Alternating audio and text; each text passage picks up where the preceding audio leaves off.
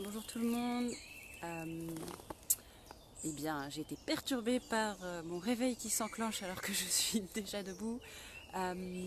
Oui, alors, interdiction d'être soi pour convenir à l'extérieur, comment en sortir. J'ai très envie d'en parler parce que c'est un sujet que j'affectionne particulièrement, parce qu'il me touche particulièrement. Parce que je me suis interdit énormément de choses je continue de découvrir à quel point je m'interdis encore énormément de choses pour convenir en fait à l'extérieur. Alors quand je parle de l'extérieur, ça peut être... alors c'est souvent, pour moi, en tout cas en ce qui me concerne, c'est lié à mon système familial. Ça peut être aussi lié au système professionnel, au système amical. Voilà. Donc, les interdictions à être soi, et ben comment on sait en fait si on est dedans ou si on n'est pas dedans déjà, parce que c'est rigolo, c'est sympa de dire des grands mots, mais comment ça peut résonner pour vous, vibrer ou pas, c'est pour moi le corps déjà. Le corps sait si on est en train de s'interdire ou pas d'être soi. Est-ce que, euh, est-ce que dans le corps il y a il y a des cris? Est-ce que dans le corps il y a des rigidités? Pour moi ce qui est pas le cas ce matin, mais ce qui est le cas souvent, est-ce que le matin je me lève avec une énergie bien pourrave, scotchée au lit, il y a des petits signes sur ok, là il y a peut-être plein de choses qui me donnent pas trop envie de me lever. Là il y a mon corps qui dit waouh, en fait je suis lourd, il y a pas trop de vie en moi, ça sclérose, ça bloque, ça contient, ça retient. Bon bah il y a peut-être des petites interdictions à être soi. Et ce qui est délicat, c'est de pas forcément avoir des points de repère pour savoir en fait, pour savoir. Euh, C'est-à-dire que si, par exemple, je me suis construite avec des personnes qui s'interdisaient beaucoup d'être elles-mêmes, mes références, c'est des gens qui s'interdisent d'être eux-mêmes, qui s'interdisent de bouger, qui s'interdisent d'exprimer des choses qui vont à l'encontre du contexte dans lequel elles sont. Donc du coup, c'est compliqué de savoir si j'ai pas de repères, si j'ai pas, hier je parlais des systèmes de recul, si j'ai pas de système de recul, si j'ai pas de repères pour savoir si je m'interdis d'être moi, c'est compliqué de le voir. Donc on peut l'observer dans le corps, on peut aussi l'observer dans la tête, dans ce qui se passe, dans dire tiens, est-ce que je sens que j'ai des élans que je contiens? Est-ce que je sens que je crève d'envie de faire des choses et que je les fais pas? Est-ce que je sens qu'il y a beaucoup de frustration? Moi, j'avais un peu l'image, il y a pas longtemps d'être un lion en cage. Est-ce que j'ai la sensation d'être un lion en cage? Est-ce que j'ai la sensation qu'il y a une partie de moi qui est enfermée quelque part? Euh, Enfin, voilà, on peut être à l'écoute des signes comme ça pour voir s'il y a des interdictions. Une fois qu'on a vu les interdictions, ça ne veut pas dire que schlick, le problème est résolu. Euh, c'est aussi de dire ok, est-ce que je suis prêt à bouger ce truc-là? Est-ce que je suis prêt à regarder vraiment ce que je m'interdis? Moi, malgré le fait que j'ai une grande gueule et que tout le monde me voit tout le temps écrire ou faire des vidéos sur les réseaux sociaux, c'est parce que là j'ai vraiment, on va dire, ouvert la boîte de Pandore. Il y a énormément de choses que je m'interdisais de dire.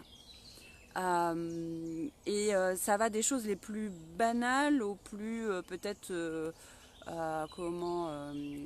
controversées, mais euh, et pourtant étant quelqu'un qui aime la parole et qui aime trouver les mots précis et qui aime communiquer, qui aime écouter des gens qui communiquent et qui trouvent les mots précis, qui sont dans la pédagogie, qui sont dans la vulgarisation, et ben il y a ce désir-là de la parole, ce désir du langage, et il y avait aussi beaucoup de muselage, beaucoup d'empêchement hein, d'exprimer les choses. Et aussi de peur associée à exprimer certaines choses. Voilà. Donc, il y avait une interdiction pour moi que j'ai putain envie de lever vraiment sur comment je m'exprime, ce que je dis. Et même si j'avais déjà l'impression d'être assez libre dans ce que je dis, bah finalement non, il y avait encore non tu le dis pas. Ah bah non, ce sujet-là non. Voilà, enfin beaucoup de choses. Et même en fait, ce qui est rigolo, c'est que dans cette interdiction de parler, dans cette interdiction d'être moi, ça se manifestait vers l'extérieur, mais ça se manifestait aussi vers l'intérieur, c'est-à-dire tout ce que les choses aussi que je m'empêchais de penser. Voilà. Et ça, bah, c'est pas toujours évident effectivement à voir, de voir est-ce qu'il y a des choses que je m'empêche de penser à certaines choses. C'est-à-dire que je vais avoir des systèmes de fuite, des systèmes de divertissement pour m'empêcher de réfléchir à des choses, ou alors je vais toujours garder les mêmes sources d'inspiration pour m'empêcher d'en avoir de nouvelles. Et puis peut-être des anciennes passions, des anciennes sources d'inspiration que j'avais. Est-ce que je m'interdis de les regarder? Alors moi je vais vous partager la mienne, c'est que quand j'étais gamine jusqu'à jeune adulte, j'adorais la danse. Et il y a un moment donné, en fait, j'ai juste mis ce sujet de côté. Parce que pour moi, c'était quand j'étais ado, quand j'étais jeune adulte, c'était la danse. Voilà, maintenant à 30, 34, 35 balais, non, la danse c'est plus pour toi. Ah bon, c'est intéressant comme point de vue. Hein. Donc je vous donne un exemple pour que vous puissiez voir des fois qu'est-ce qu'on s'interdit, qu'est-ce qu'on met de côté. Pour convenir à l'extérieur, c'est tout simplement aussi pour... par exemple, hier j'ai dansé sur la plage en m'occupant de mon fils. Je l'ai fait de façon plus libre que d'habitude. Convenir à l'extérieur, c'est pas forcément il y a quelqu'un qui vient vous dire arrête de danser sur la plage, Hélène. En fait, c'est juste aussi la peur de faire quelque chose de nouveau, par exemple dans un espace public, comme ça peut être Facebook, comme ça peut être la plage, comme ça peut être la rue, comme ça peut être votre lieu de travail, où en fait, il y a techniquement personne qui vient vous interdire quoi que ce soit, mais c'est pour pas faire quelque chose de trop bizarre, de trop dérangeant, de trop qui dénote quoi. Voilà.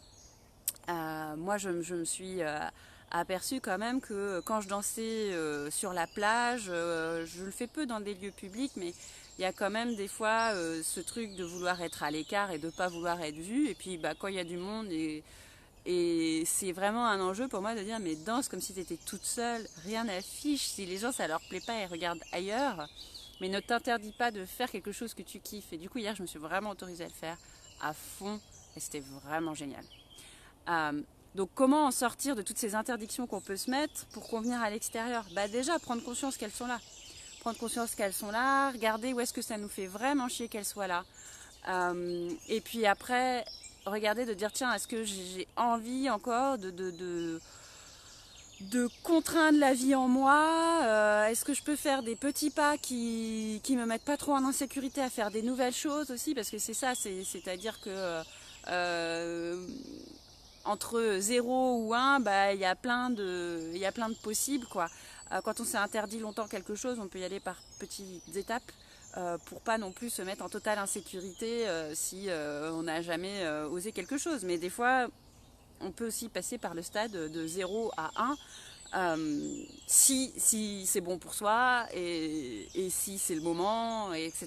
Et il n'y a pas de technique.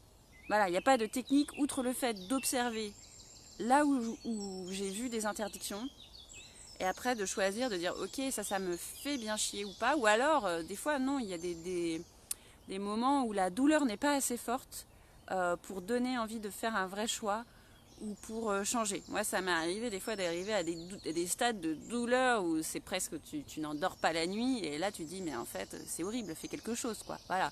Il y a des fois où malheureusement c'est la douleur qui nous fait bouger, qui nous fait, en tout cas je parle pour moi, c'est la douleur qui m'a fait bouger et qui m'a fait dire mais bouge tes fesses pour ça parce que là c'est sur l'interdiction d'être soi et de se contraindre, on est vraiment sur de la douleur psychologique et physique qui peut être assez intense. C'est pas à minimiser. Voilà, des stades de mal-être où en fait on est tellement en retenue, en désamour de ce qui est vivant que ça cristallise plein de choses dans la tête et dans le corps et ça fait vraiment mal.